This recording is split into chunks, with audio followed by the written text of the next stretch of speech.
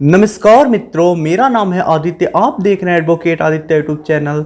आपकी सलाह प्रोग्राम का ये मैं 36वां पार्ट बना रहा हूं और आज के इस पार्ट में मैं आपको मेंटेनेंस केस से संबंधित कुछ प्रैक्टिकली नॉलेज देने वाला हूं। जो चीज़ें मैं आपको बताऊंगा वो ऐसा नहीं है कि किसी हाई कोर्ट या फिर सुप्रीम कोर्ट ने अपने जजमेंट में बोला है या फिर कोई ऐसा आदेश आया है या फिर कोई ऐसा गाइडलाइंस है। जो चीज़ें मैं आपको बताऊंगा वो अपने एक्सपीरियंस के आधार पर बताऊंगा। जो मेरा पर्सनल नॉलेज है उसके आधार पे मैं वो चीज़ें आपके साथ शेयर करने वाला हूं जो बहुत ज़्यादा इंपॉर्टेंट है। मेंटेनेंस केस में कुछ ऐसा परिवर्तन आ गया है जिसकी वजह से पतियों के लिए काफ़ी ज़्यादा समस्या बढ़ने वाली है। कोर्ट ने कुछ परिवर्तन कर दिया है अपने आदेश में, अपने सोच में। मैं वही चीज़ें आप लोगों के साथ शेयर करने वाला हूं कि पतियों के लिए कैसे समस्या बढ़ जाएंगी, कोर्ट्स ने क्या परिवर्तन कर दिया है मेंटेनेंस केस में, कैसे अब जजमेंट्स आ रहे हैं, कैसे पत्नी को मेंटेनेंस मिल रहा है। यही सारी चीज़ें मैं आपके साथ शेयर करना चाहता हूं कि क्या परिवर्तन आया है लॉकडाउन के बाद। जो नॉलेज मैं आप लोगों के साथ शेयर करना चाहता हूं, जब लॉकडाउन के बाद कोर्ट्स खुले हैं तब ये चीज़ें देखी जा रही हैं। मेंटेनेंस केस में कुछ ऐसा परिवर्तन आ गया है जो परिवर्तन पतियों के लिए काफ़ी बड़ी समस्या बन जाएगी और पत्नियों को काफ़ी ज़्यादा इससे लाभ होगा। ये जो चीज़ मैं आपको, जैसा मैंने बताया कि प्रैक्टिकली नॉलेज बताऊंगा, जो एक्सपीरियंस है मेरा उसके आधार पर बताऊंगा, जो चीज़ें कोर्ट में वास्तव में हो रही हैं वही चीज़ें आपको बताऊंगा। तो ये वीडियो आप लोगों के लिए काफ़ी ज़्यादा उपयोगी सिद्ध होगा, तो पूरा वीडियो देखिएगा। तो चलिए वीडियो को शुरू करते हैं। तो देखिए, 4 नवंबर 2020 को एक जजमेंट आया था मेंटेनेंस केस को लेके, रजनीश बनाम नेहा के केस में, जिसमें सुप्रीम कोर्ट ने ये कहा था कि पति और पत्नी दोनों को एफिडेविट देना होगा कि वो क्या करते हैं, कितना कमाते हैं, किसके पास कितनी चल अचल संपत्ति है। इन सारी चीज़ों का एक एफिडेविट देना होगा मेंटेनेंस केस में। उसके बाद पति और पत्नी दोनों मेंटेनेंस केस में ऐसा एफिडेविट देने लगे और ये भी शर्त है कि अगर कोई झूठा एफिडेविट दे देता है तो ऐसे में कोर्ट उसके ऊपर कार्यवाही करेगा। ये जजमेंट आने के पहले तो ऐसा था कि जो पत्नियां थी अगर कोई काम कर रही हैं प्राइवेट में और थोड़ा बहुत कमा ले रही हैं तो इस चीज को वो छुपा लेती थी और पति के पास कोई ऐसा एविडेंस नहीं होता था जिससे वो सिद्ध कर पाए कि पत्नी कमा रही है। तो ऐसे में पत्नी बच जाती थी और पति को मेंटेनेंस देना पड़ जाता था। लेकिन रजनीश बनाम नेहा का जजमेंट आ जाने के बाद होने ये लगा कि जो पत्नियां थी अब उन्हें डर हो गया कि अगर वो कोर्ट में झूठ बोल दे रही हैं, वो थोड़ा बहुत कमा रही हैं, कहीं काम कर रही हैं प्राइवेट में, और ऐसे में वो झूठ बोल देती हैं कि वो कोई काम नहीं कर रही हैं, बेरोजगार हैं, असमर्थ हैं काम करने में, या फिर उनके पास आय के कोई स्रोत नहीं है, तो ऐसे में झूठ बोलने के लिए उनके ऊपर कार्यवाही हो सकती है। तो यदि पत्नी अब कमा रही है तो ऐसे में अगर वो झूठ बोलती है अपने एफिडेविट में तो ऐसे में उसके ऊपर कार्यवाही हो सकती है। तो ये एफिडेविट आने के बाद कुछ दिनों तक तो ठीक चला, लेकिन अब ऐसा सामने आ रहा है कि जो पत्नियां हैं वो लिख के तो स्वयं दे रही हैं कि वो कोई काम करती हैं, कहीं उनके पास रोजगार है, उसके पास आय का स्रोत है, और साथ ही साथ पत्नियां ये भी लिख के दे रही हैं कि जो भी वो काम कर रही हैं, जो भी उनकी आय है उससे उनका खर्च नहीं चल पा रहा है,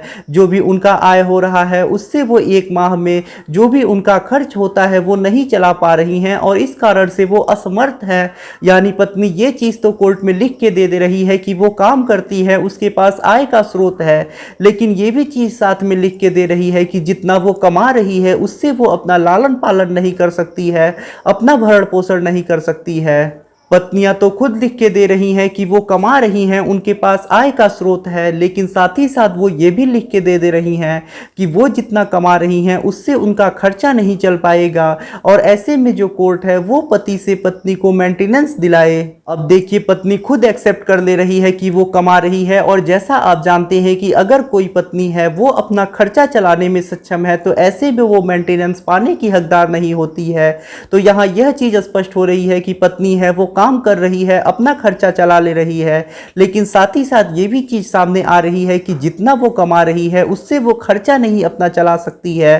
पहले तो ये होता था कि पति सिद्ध कर देता था कि पत्नी कमा रही है, तो ऐसे में पत्नी का मेंटेनेंस केस खारिज हो जाता था, लेकिन अभी पत्नी खुद एक्सेप्ट कर ले रही है कि वो कमा रही है और इसके बावजूद भी पति को मेंटेनेंस देना पड़ जा रहा है।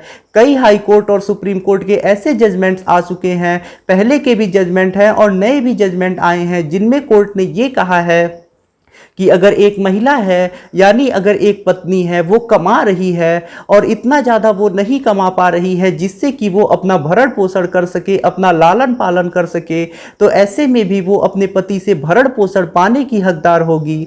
यानी सुप्रीम कोर्ट और हाई कोर्ट ने अब ये चीज़ स्पष्ट कर दी है कि अगर कोई महिला है, वो कमा रही है और इतना ज़्यादा नहीं कमा पा रही है कि वो अपना लालन पालन कर सके, अपना भरण पोषण कर सके, तो ऐसे में वो महिला अपने पति से भरण पोषण पाने की हकदार होगी और कोर्ट उस महिला को भरण पोषण दिलाएगा। तो ऐसे में अब ये चीज बदल गई है। यानी पहले ये होता था कि अगर पत्नी कमा रही है तो ऐसे में पति भरण पोषण देने से बच जाता था, लेकिन अभी वर्तमान में ये हो रहा है कि पत्नी खुद एक्सेप्ट कर ले रही है कि वो कमा रही है और साथ ही साथ ये भी कह रही है कि जितना कमा रही है उससे उसका लालन पालन भरण पोषण नहीं हो पा रहा है और पति से भरण पोषण दिलाया जाए। और पति ये चीज नहीं सिद्ध कर पा रहा है कि जो पत्नी है वो कमा तो रही है लेकिन अपना लालन पालन करने में वो सक्षम है, वो जितना कमा रही है उससे वो खुद का भरण पोषण कर सकती है। और इसके आधार पे फैमिली कोर्ट पति को मेंटेनेंस देने का आदेश कर दे रही है, यानी एक पत्नी को भरण पोषण देने का आदेश कर दे रहे हैं। इसके बावजूद भी कि वो पत्नी कमा रही है, जो पत्नी कमा रही है उसे भी अब भरण पोषण अलाउ कर दिया जा रहा है फैमिली कोर्ट्स के द्वारा। तो ये बहुत बड़ा परिवर्तन आ गया है अब मेंटेनेंस केस में। तो अब शायद आपके सामने भी ये समस्या आ सकती है। पहले तो ये आप सोचते थे कि आपकी पत्नी अगर कमा रही है तो आप इस चीज को सिद्ध कर देंगे कोर्ट में और आपकी पत्नी को भरण पोषण देने से आप बच जाएंगे, आप उसके मेंटेनेंस केस को खारिज करा देंगे। लेकिन अब ये चीजें बदल गई हैं। अगर आपकी पत्नी कमा रही है और इतना ज्यादा नहीं कमा पा रही है कि वो अपना भरण पोषण कर सके, तो ऐसे में भी आपको मेंटेनेंस देना पड़ेगा। मैं कुछ हाई कोर्ट और सुप्रीम कोर्ट के जजमेंट्स का लिंक डिस्क्रिप्शन में दे दूंगा, जहां से आप जाके ये चीज स्पष्ट रूप से देख सकते हैं और प्रूफ के साथ देख सकते हैं कि जहां पत्नी कमा रही थी उसने खुद एक्सेप्ट किया था कि वो कमा रही है लेकिन इतना ज़्यादा नहीं कमा पा रही है कि वो अपना खर्चा चला सके, तो ऐसी स्थिति में पति को भरण पोषण देने का आदेश हुआ है। तो पतियों के लिए ये काफ़ी बड़ी समस्या बन गई है। पहले पति सिद्ध करते थे कि उनकी पत्नी कमा रही है और ऐसे में वो मेंटेनेंस देने से बच जाते थे। अब पत्नी खुद एक्सेप्ट कर ले रही है कि वो कमा रही हैं, इसके बावजूद भी पति को मेंटेनेंस देना पड़ जा रहा है। तो ये बड़ी समस्या पतियों के सामने आ गई है और हो सकता है भविष्य में इस चीज़ को आपको भी झेलना पड़े। अगर आपकी भी पत्नी ऐसे ही कमाती है कि वो अपना खर्चा नहीं चला पाए, तो ऐसे में आपको भी मेंटेनेंस देना पड़ सकता है। आप इस आधार पर मेंटेनेंस देने से अब नहीं बच सकते हैं कि आपकी पत्नी कमा रही है। आप मेंटेनेंस देने से तब बचेंगे जब आपकी पत्नी एक पर्याप्त मात्रा में कमा रही है, यानी वो इतना ज्यादा कमा ले रही है कि वो अपना खर्चा चलाने में सक्षम है। तभी आप इस आधार पे मेंटेनेंस देने से बच सकते हैं कि आपकी पत्नी कमा रही है।